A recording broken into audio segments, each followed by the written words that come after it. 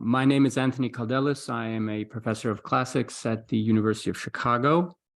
I would ask you all to please mute your microphones if you haven't, though all the ones that I can see are muted. And also, if you have questions for our presenter today, please put them in the question and answer box, and I will read them to the whole group from there. So we're not going to be using our microphones. It is my pleasure to introduce our speaker and presenter for this session, Valentina Grasso, who is currently a professor at Catholic University in the department of, what is the department? I'm sorry, I confuse the departments with your areas of expertise. It's, one second. Of which there are many. Semitics, yeah. Department of Semitics. So Semitic and Egyptian languages, that's right. Yeah. Valentina received her PhD from the University of Cambridge in 2021, where her advisor was Garth Foden. And the book that she will be talking to us about today stems from that dissertation. She has also participated in many excavations in Iraq and Sicily and Ethiopia and Jordan, and yet has mastered an incredible range of Near Eastern languages, which she uses in her book. And she's also a member in many ongoing projects. A couple of them relate to the Quran and late antiquity specifically. And that brings me to her book, which is called Pre-Islamic Arabia, Societies, Politics, Cults, and Identities During Late Antiquity. Here's the book. It's published by Cambridge University Press just this year, 2023. And so this is a fascinating book. I really enjoyed reading it for the following reason. Pre-Islamic Arabia has, over the past 20 years, been coming more and more sharply into focus. I remember a time when I first began to read about it, there was a heavy emphasis on surviving Arabic poetry that was presented in much later sources as reflecting pre-Islamic society, and also in later Muslim traditions and exegesis, which claim to reconstruct the society from which Muhammad's message emerged. And those are not the sources that are being used now from which to reconstruct pre-Islamic Arabia. And in Valentina's book, you can see how scholars are now increasingly relying on inscriptions from that period, the languages and scripts that they trace, the regions from which they come, the cults to which they refer, also to contemporary sources that talk about the rulers in the Arabian region. And specifically, Valentina focuses on three areas.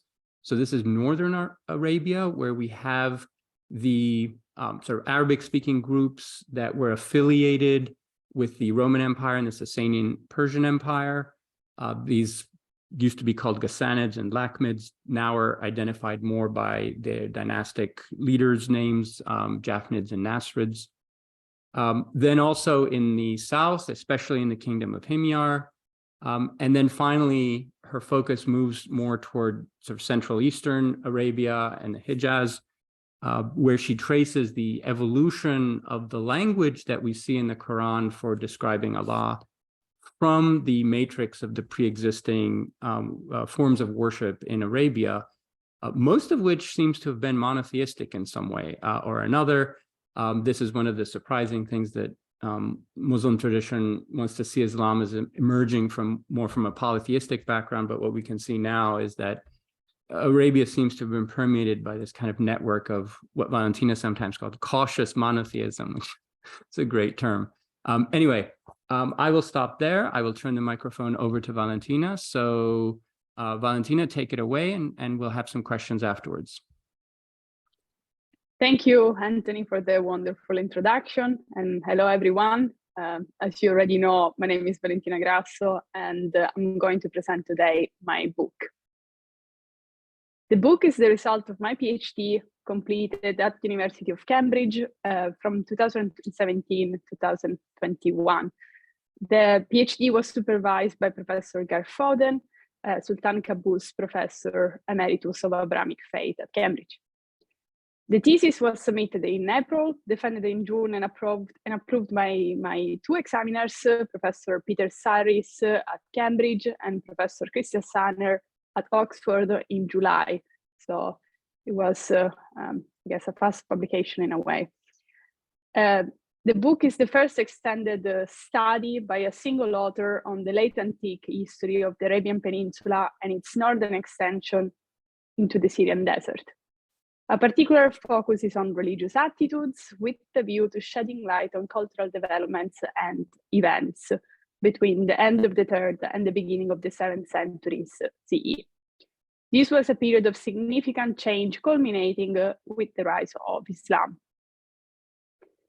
The study of geographical areas such as Arabia is still vastly underrepresented in debates concerning medieval history or late antiquity.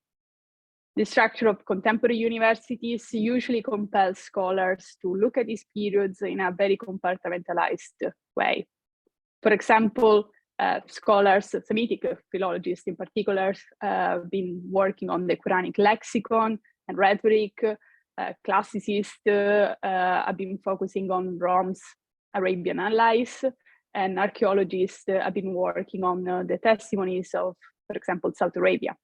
Interaction between these disciplines are sporadic and often quite superficial. So I attempted to pull together the interaction of cultures in pre-Islamic Arabia, investigating the cultural milieu where the inhabitants of the peninsula lived and connecting this region with the socio-political, religious, and economic history of late antiquity in order to construct a coherent historical narrative out of very fragmentary sources. Basically, one of the aims was really to fill a gap in studies of late antiquity. For the first time, Arabians of the periods are granted autonomy from marginalizing Western narratives, framing them as barbarians inhabiting the fringes of Rome and Iran, but also from deterministic analysis in which they are depicted retrospectively as exemplified by the Muslims' definition of the period as the period of Jahiliyyah, the period of ignorance. Pre-Islamic Arabia often appears as a vacuum. And indeed, this is the impression one gets when strolling around the rooms of this exhibition, Roads of Arabia, which aim to tell the story of the region's development over millennia, but fail to cover the centuries right before the emergence of Islam.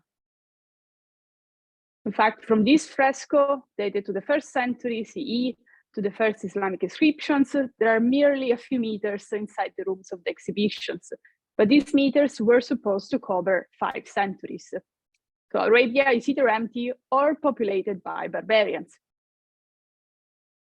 To counter this narrative, the book delves into the political and cultural developments of pre-Islamic Arabia by giving attention to sources belonging to this time and to this region.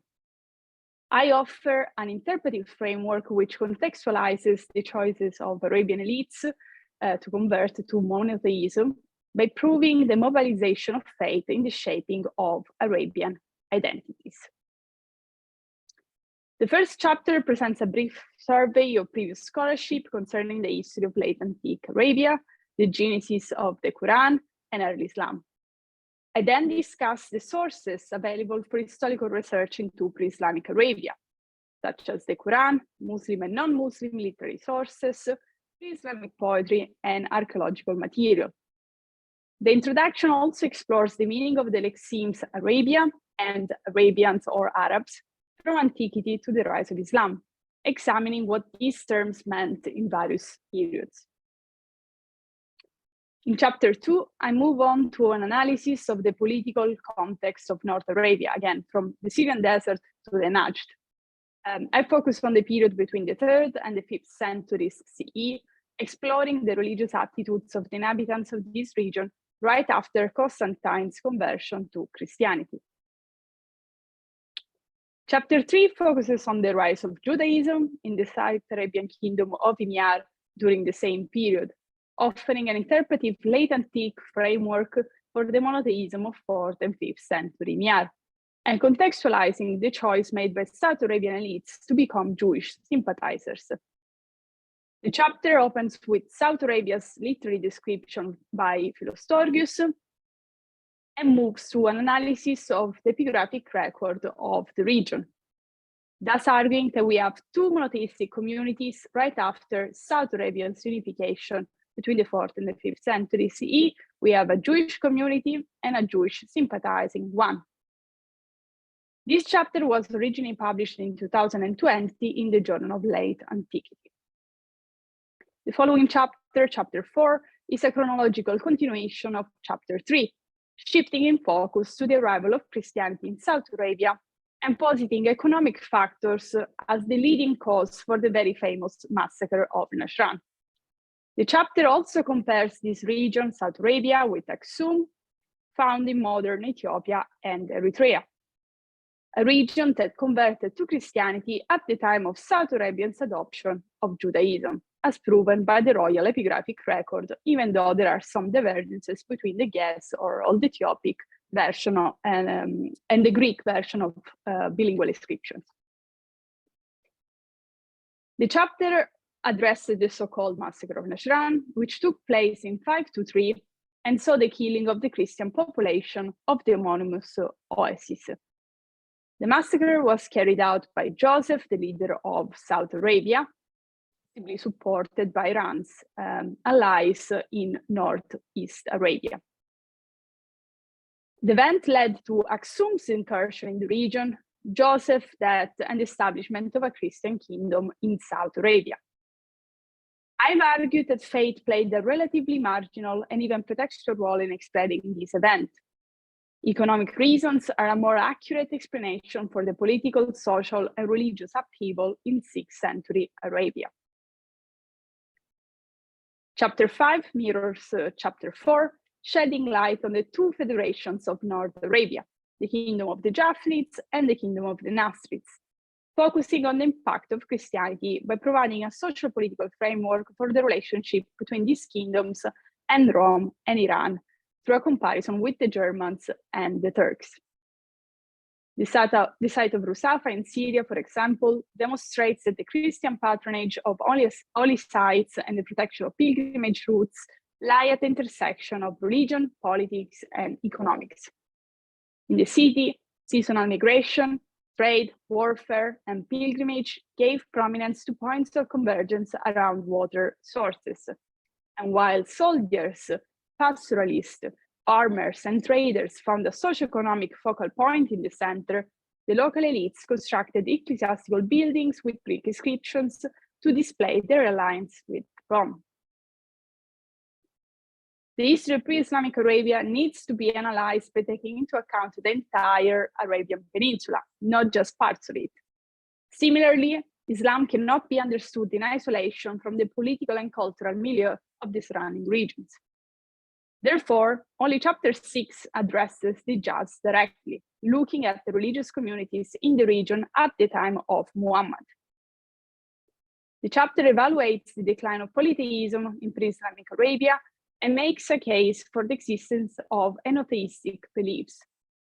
Part of these chapters were also originally published, already published and found in the study of Islamic origins. In the chapter, as well as in this chapter in the study of Islamic origins, I've underlined the various divergences between literary and archaeological sources on the existence of polytheistic cults at the dawn of Islam.